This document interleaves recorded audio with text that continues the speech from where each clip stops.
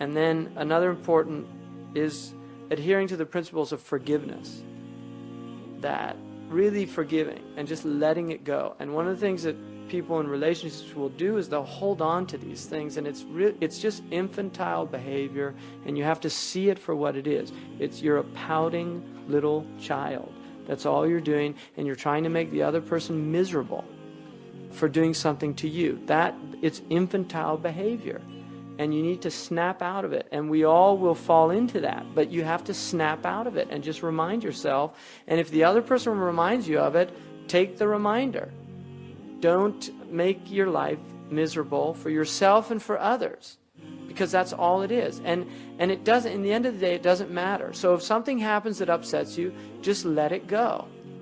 And it will happen. It'll happen many, many times throughout your life. But just let it go. Don't hold on to it. The danger is not that it happens. That's going to happen. It's a given. The danger is that you never learn to overcome the desire to hold on to it. And it becomes also, people derive perverse pleasure in that. So that happens. You get a pleasure in making somebody feel miserable. And one of the things about, they've done studies on cheerfulness and things, and cheerfulness and good nature is very contagious. If somebody is in a cheerful and a good nature, they can actually affect other people much more powerfully than irritability, although irritability is also contagious, but it doesn't spread as easily as good nature. I mean, they've done really interesting studies about this, to watch this. And depression is difficult, very difficult to actually be transferred to somebody. It can happen. If you live with a depressed person, you can become depressed, but it's actually difficult for that to happen. It's quite unusual. But well-being does not. You can actually transform somebody's state quite easily if you're up and they're down. And you can see this with children. If children pout and do these things, you can, just with silly faces and things, you can get them to break a smile. And once you've got them there, they know. They can't hold on to it. So it's interesting just breaking that infantile desire.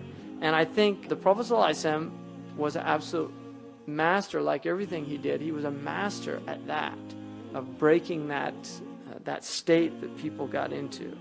And it doesn't mean that he didn't have periods. There were difficult periods, but generally that was what he did. Now, it's important to keep in mind that marital life, due to the constant interaction and to psycho-emotional states that people go through. We go through different psycho-emotional states throughout the day or the week or the month. And that there's situations where discontent, displeasure occur, and you can do these things.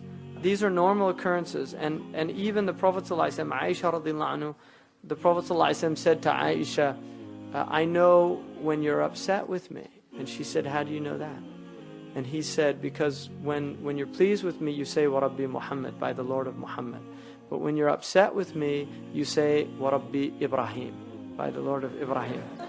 And Aisha laughed, and she said, that's true, by Allah, it's true. I would never abandon anything but your name.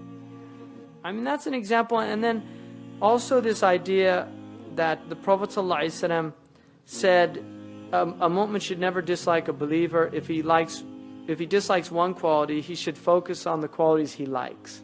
So every person is going to have things that bother you and things that you like about them. And the thing about your spouse is that you should look at those qualities that are pleasing.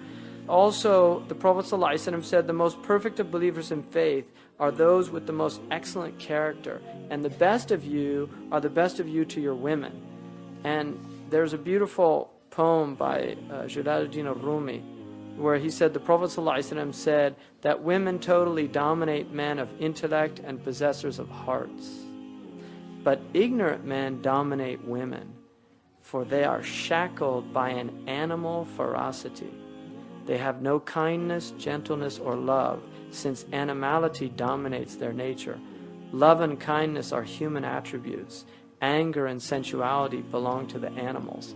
That comes from a hadith in which the Prophet ﷺ was talking to some women, and he said, I've never seen a creature that has more possession over a man of intellect than you. So what Rumi was taking that to another level of understanding, that the reason that they have so much power over is because these are people that have conquered their animal soul. And so they're not people that are going to dominate women. They're not people that are going to oppress. They're actually people that, because of the love and kindness that has overcome their souls, they actually allow the women their shortcomings without demanding change. And that's what Ibn Abbas radiallahu anhu said about the verse in the Quran, وَلِلْرِجَالِ عَلَيْهِنَّ دَرَجَةً, that men have 1 degree over women. That's what he said it was. He said it was relinquishing the right of a man for the woman. تَنَازُرْ عَنَ الْحَقِّ. Whereas he would not relinquish her rights. In other words, he would fulfill all of her rights, but he would not demand of her all of his rights. That is the degree that men have over women. And that's Ibn Abbas radiallahu anhu, who's the translator of the Quran. And one of the things also is just going the path of least resistance. Water puts out fire. Fire increases fire. If you look at the Prophet ﷺ, that was his strategy with people. Umar radiallahu anhu said, I once roared at my wife, and she answered back. I rebuked her for bandying words with me. She then said, why should you rebuke me for answering you back? By Allah, the wives of the Prophet dispute with him and even ignore him for a night and a day. So, she was saying, who do you think you are? Basically, that's what it is. He's saying, who do you think you are? The wives of the Prophet ﷺ do this to the Prophet, and he is the best example. So I think in that hadith, there's a real, and he went and indeed found that from Hafsa. He went and asked Hafsa, who was his daughter, do you do that? And he was shocked. But it changed his attitude, and we have when he was Khalifa, the man who came to his house, knocked on the door, and then he heard Omar's wife yelling at him. And he left. And Omar came out and said to him, what happened? He said, nothing. He said, no, you came, knocked on my door, what'd you want? He said, I didn't want anything. And he said, by Allah, tell me what you want. He said, well, I was going to come complain about my wife. but when I heard your wife, I said there was no point in complaining to you. And Umar radiallahu anhu, he said, this is my wife, the mother of my children. She maintains my house, cooks my food. Shouldn't I have patience with her if she gets upset with me? So there's the man who, roared.